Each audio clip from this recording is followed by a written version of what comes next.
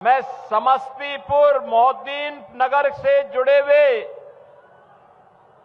इस विधानसभा क्षेत्र के सभी बहनों और भाइयों का भारी उत्साह के लिए हृदय से अभिनंदन करते हुए इस धरा को कोटि कोटि नमन करता हूं। बहनों और भाइयों, आपका ये उत्साह बताता है, आपका ये उत्साह बताता है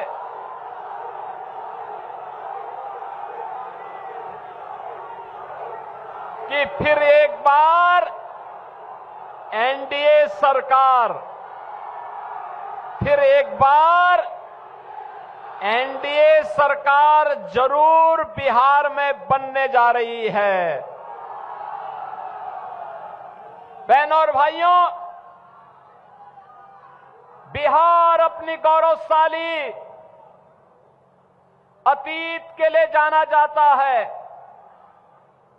बिहार, जो बिहार लोकतंत्र की जननी है, जिस बिहार में साक्षात मां भगवती लक्ष्मी के रूप में माता जानकी ने जन्म लिया हो, जिस बिहार ने महात्मा बुद्ध को ज्ञान प्रदान किया हो,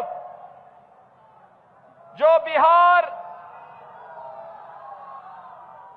24वें तीर्थंकर भगवान महावीर की पावन जन्मभूमि हो, जिस बिहार ने मैथिली के सुप्रसिद्ध साहित्यकार विद्यापति को जन्म दिया हो, जिस बिहार में जननायक कर्पूरी ठाकुर का जन्म हुआ हो,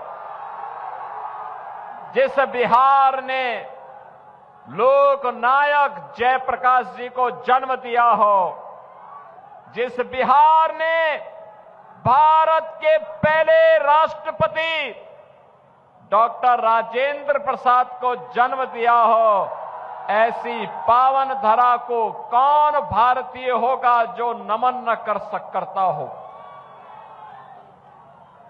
मैंने बिहार के नौजवानों की बुद्धि को, उनकी मेधा को, उनकी प्रतिभा को नजदीक से देखा है।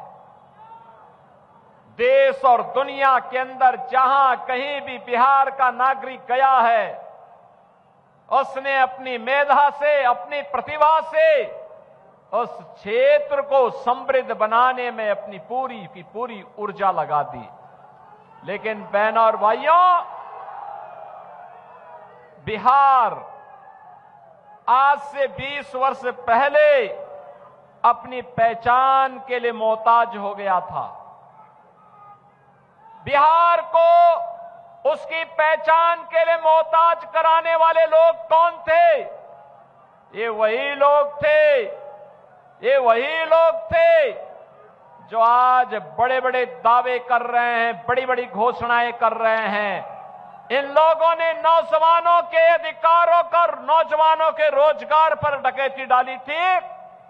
इन लोगों ने गरीबों के हकों को छीनने का प्रयास किया था, बिहार को जंगल राज में बदल डाला था और बिहार के अंदर विकास को पूरी तरह बाधित करने का काम किया था।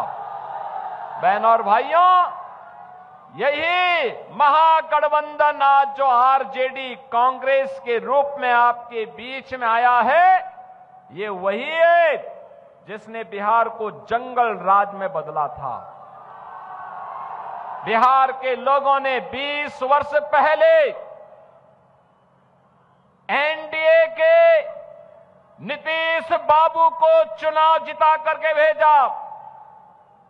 सुशासन का जो दौर बिहार के अंदर प्रारंभ हुआ, अब बहनों और भाइयों, सुशासन पे एक मजबूत इमारत बनाने के लिए इस बार एनडीए फिर से आपके पास आया है। आज बिहार के अंदर क्या नहीं है? कनेक्टिविटी है, सड़क की, रेलवे की, एयर कनेक्टिविटी है और एयर कनेक्टिविटी के साथ ही बहन और भाइयों इनलैंड वाटरवे यानी जल मार्ग की भी सुविधा बिहार के अंदर प्रारंभ हो गई है।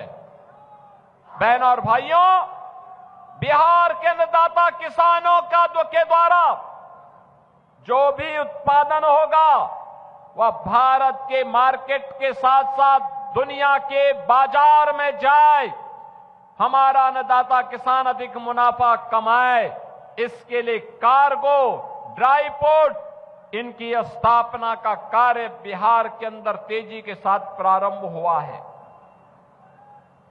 एक कांग्रेस और आरजेडी की सरकारें जब बिहार में थी तब सड़क नहीं थी, बिजली नहीं थी, गरीब के पास मकान नहीं था, गरीब के पास शौचालय नहीं था, गरीब के लिए राशन नहीं था और गरीब को क्या राशन देते, ये तो पशुओं का भी चारा खा गए थे।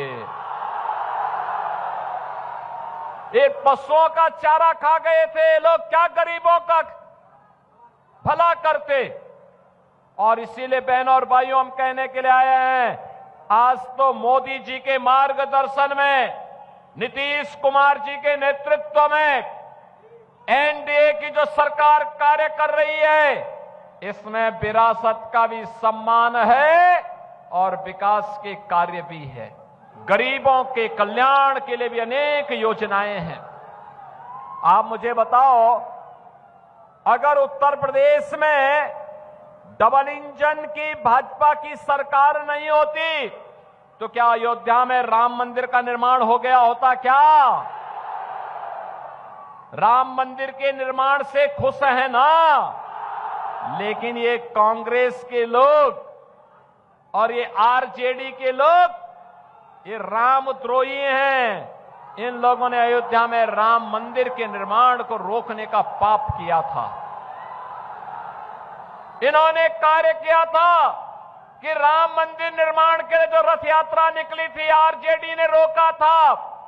कांग्रेस ने सुप्रीम कोर्ट में कहा था राम हुए ही नहीं, लेकिन हम तब भी कहते थे कि रामलला हम आएंगे, मंदिर वहीं बनाएंगे, लाठी डंडा खाएंगे लेकिन मंदिर वहीं। और राम मंदिर बन गया ना।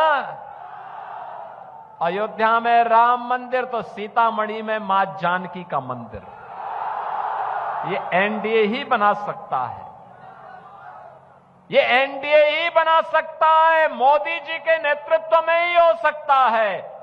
जो लोग कह रहे हैं, आज उत्तर प्रदेश से जुड़े हुए जिन लोगों को उत्तर प्रदेश की जनता ने बार बार खारिज किया है, वे लोग आज बिहार में आके कहते हैं कि नाम बदला जा रहा है। अरे हम नाम ही नहीं बदल रहे हैं, हमने तो उत्तर प्रदेश के कार्य के माध्यम से उत्तर प्रदेश का नाम दुनिया के अंदर फिर से स्थापित कर दिया है। आज अयोध्या में राम मंदिर बन रहा है, काशी में काशी विश्वनाथ धाम का निर्माण हो गया है, प्रयागराज में भव्य और दिव्य महाकुंभ का आयोजन भी होता है। और अब तो उत्तर प्रदेश में माफिया को रौंद करके बुलडोजर जब चलता है और माफिया के द्वारा अर्जित संपत्ति को जब हम लोग गरीबों में बांटने का काम करते हैं तो उसकी चिढ़ इनके पार्टनर समाजवादी पार्टी की लोग बिहार के अंदर भाषण के माध्यम से, बयानों के माध्यम से निकालने का काम कर रहे हैं। लेकिन उत्तर प्रदेश का बुलडोजर थमने वाला नहीं है, वह डरने वाला भी नहीं है। अब तो बिहार भी माफिया के खिलाफ यही कार्रवाई करेगा। हमें बिहार की धरती को ज्ञान की धरती के रूप में पुनर्स्थापित करने की दिशा में किए जाने वाले कार्यों को आगे बढ़ाना है। बिहार के विकास को भारत के विकास के साथ जोड़ करके आगे बढ़ाना है। बिहार के नौजवानों के लिए बिहार के अंदर ही नौकरी और रोजगार की सुविधा उपलब्ध करवानी है। बिहार की माताओं बहनों की सुरक्षा को सुनिश्चित करते हुए उनके स्वावलंबन के कार्यक्रम को आगे बढ़ाना है। और अभी 20 वर्ष में बिहार के अंदर साक्षरता की दर को 33% से बढ़ाकर के आज 75% तक पहुंचाने में सफलता प्राप्त हुई। बहनों और भाइयों, आज आप देख रहे होंगे एनडीए की सरकार थी, पैसा था तो 1,41,00,000 माताओं और बहनों के खातों में 10,000 रुपए के अनुसार धनराशि भी चली गई है। और ये तो शुरुआत है, शुरुआत। अभी तो इससे भी बड़ा कार्य होना है। मोदी जी के नेतृत्व में आज विकास भी है। आज बिहार में मेडिकल कॉलेजेस बन रहे हैं। IIM, IIT, AIIMS, NIT, medical colleges, hospitals की संख्या 20 वर्ष पहले केवल 2 हॉस्पिटल बिहार में थे। आज 41 से ज्यादा मेडिकल कॉलेज और हॉस्पिटल बिहार के अंदर कार्य कर रहे हैं। बहनों और भाइयों, विकास करने की इच्छा शक्ति होनी चाहिए। आरजेडी, कांग्रेस का विकास का कोई मॉडल नहीं, ये विकास इनके एजेंडे का हिस्सा भी नहीं। आज मोदी जी अन्नदाता किसान को प्रधानमंत्री किसान सम्मान निधि का लाभ दे रहे हैं। मखाना बोर्ड बना करके अन्नदाता किसानों को और व्यापारियों को सम्मान देने का काम हो रहा है। मैथिली को वैश्विक पहचान दी जा रही है और मैथिली भोजपुरी संस्कृति को छठ के माध्यम से वैश्विक पहचान दिलाने वाली शारदा सिन्हा जी को पद्म पुरस्कार से सम्मानित भी मोदी जी की सरकार ने किया है। ये कांग्रेस के लोग जैसे राम मंदिर के बारे में प्रश्न खड़ा करते थे, भगवान राम के बारे में प्रश्न खड़ा करते थे, ऐसे ही छठ मैया के बारे में भी कांग्रेस के युवराज आज प्रश्न खड़ा कर रहे हैं। बहनों और भाइयों, ये कांग्रेस और इंडी गठबंधन के लोग ये किसी के नहीं हुए, ये किसी के नहीं हुए। ये धोखा देते हैं, अराजकता पैदा करते हैं, गुंडों और बदमाशों को, अपराधियों को प्रश्रय देते हैं। आपने देखा होगा उत्तर प्रदेश का भी एक नेता आकर के यहां पर एक खानदानी माफिया को गले लगा करके कहता है कि यह तो मजबूत आदमी है। हमने कहा भगवान ने तुम्हें यही श्राप दिया है कि जिंदगी भर इन माफियाओं के कब्र पर फतिया पड़ते रहोगे, जनता ऐसे ही ठुकराती रहेगी। बहनों और भाइयों, आप देखो ना, मोदी जी प्रधानमंत्री हैं, 80 करोड़ लोगों को फ्री में राशन, 80 करोड़ लोगों को फ्री में राशन, 50 करोड़ लोगों को 5 लाख रुपए प्रतिवर्ष स्वास्थ्य की सुविधा, फ्री में सुविधा, 46 करोड़ लोगों के बैंक अकाउंट खोल दिए गए। और यही नहीं, 12 करोड़ गरीबों को स्वस्थ ईंधन के रूप में रसोई गैस के कनेक्शन फ्री में। बहनों और भाइयों, यही नहीं, 12 करोड़ गरीबों के घर में शौचालय भी बना दिया। 4 करोड़ गरीबों के सिर को ढकने के लिए एक छत प्रधानमंत्री आवास के रूप में दे दिया गया। 3 करोड़ गरीबों को बिजली के फ्री में कनेक्शन भी दिए गए। यानी हर गरीब के पास अपने सिर को ढकने के लिए छत हो, प्रधानमंत्री आवास। हर गरीब के पास राशन कार्ड हो, उसके लिए फ्री में राशन की सुविधा। हर गरीब के घर में स्वस्थ इंजन हो, उज्ज्वला योजना। हर गरीब के घर में बिजली का कनेक्शन हो, सौभाग्य योजना। और हर गरीब को सम्मान के साथ जीवन यापन करने का अवसर प्राप्त हो, जनधन की योजना भी उन तक पहुंचाने का काम एनडीए की मोदी जी के नेतृत्व की सरकार ने किया है। यानी विकास भी है, विरासत का सम्मान भी है और गरीबों का कल्याण भी है। यही तो है एनडीए की पहचान। और एनडीए की इसी पहचान को इस मोहद्दीन नगर विधानसभा क्षेत्र में आगे बढ़ाने का काम कर रहे हैं आपके युवा नेता श्री राजेश कुमार सिंह। आपने उन्हें 2015 में जिताया, 2020 में जिताया और ये जीत इस बार ऐसी होनी चाहिए। पिछली बार 15,000 से जिताया था, इस बार 1 लाख वोट से जिता करके बहन और भाइयों अब मोहद्दीन नगर का नाम अब यहां पर मोहन नगर करने की दिशा में आगे बढ़ जाइए। ऐसा कार्य कर दीजिए कि गुलामी के अंश समाप्त हो जाएं, गुलामी के लिए कोई स्थान ही न रहे। हमने इसीलिए फैजाबाद को अयोध्या किया है और इलाहाबाद को प्रयागराज भी कर दिया है।